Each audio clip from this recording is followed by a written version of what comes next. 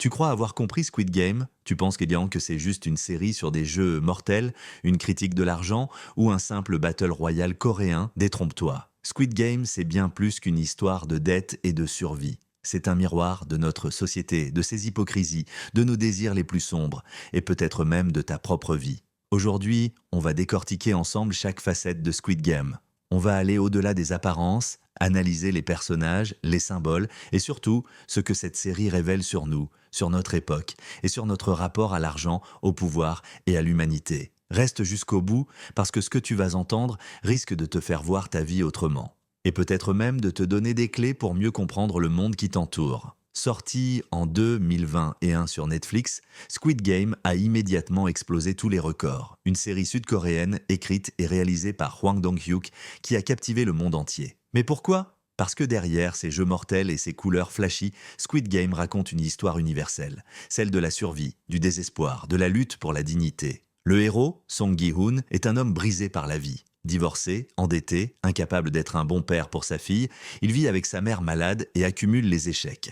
Un jour, il reçoit une étrange proposition. Participer à une série de jeux d'enfants avec à la clé une somme d'argent qui pourrait changer sa vie. Mais il y a un prix. Ici, perdre, c'est mourir. 456 participants, tous désespérés, tous prêts à tout pour de l'argent. Au fil des épreuves, la série nous montre jusqu'où l'humain peut aller quand il est acculé, et ce qu'il est prêt à sacrifier pour survivre. Chaque jeu, du 1, 2, 3 soleils aux billes, en passant par la corde, n'est pas qu'un simple divertissement. C'est une métaphore de la vie, de la société, de la compétition permanente. On pourrait croire que Squid Game, c'est juste une critique de l'argent. Et c'est vrai, à chaque épisode, la série nous rappelle que l'argent peut tout détruire. Song Gi-hoon accepte de jouer, de se faire frapper, d'humilier sa dignité. Tout ça pour quelques billets. Même quand il gagne, il réalise que l'argent n'a aucune valeur si ceux qu'il aime ne sont plus là. La scène où il rentre chez lui, millions en poche, et découvre sa mère morte, c'est le coup de massue. À quoi bon gagner si tu perds l'essentiel? Mais ce n'est pas qu'une question de survie individuelle. La série critique aussi notre société de consommation,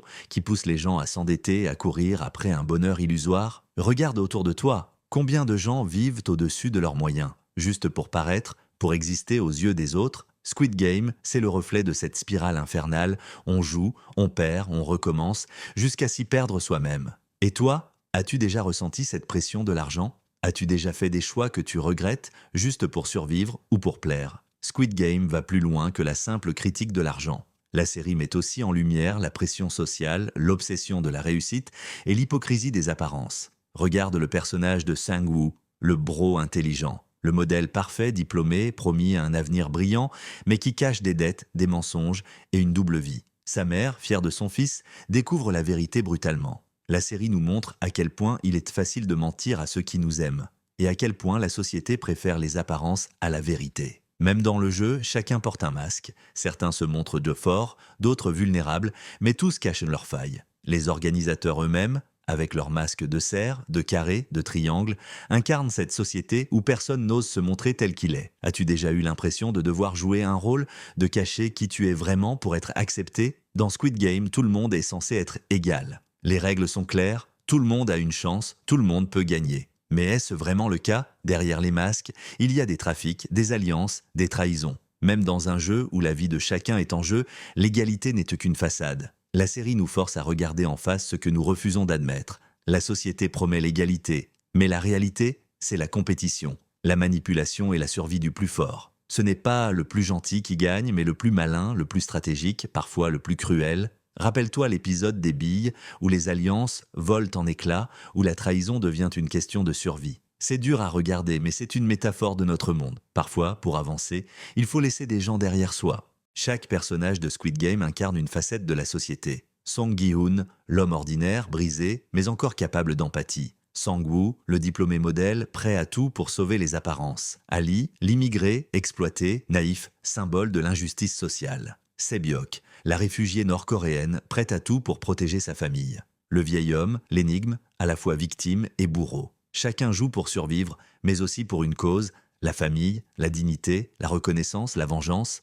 Leurs choix, leurs sacrifices, leurs trahisons sont autant de miroirs de notre propre humanité. À quel personnage t'identifies-tu le plus? Pourquoi? Chaque jeu de Squid Game n'est pas choisi au hasard. Ce sont des jeux d'enfants, mais ici, ils deviennent des épreuves de vie ou de mort. 1, 2 pas, 3 soleils, l'innocence perdue, la brutalité du monde adulte.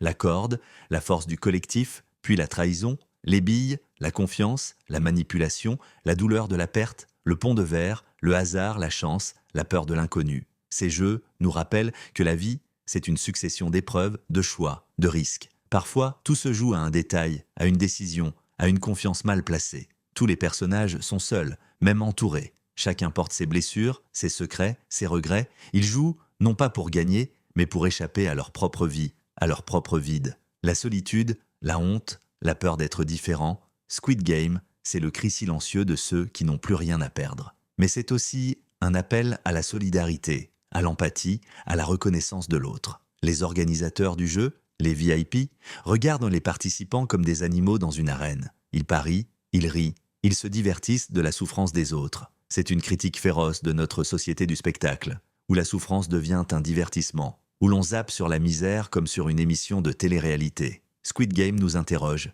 Jusqu'où sommes-nous prêts à aller pour nous divertir? À quel moment perdons-nous notre humanité? Squid Game, ce n'est pas juste une série choc, c'est une métaphore puissante de notre époque.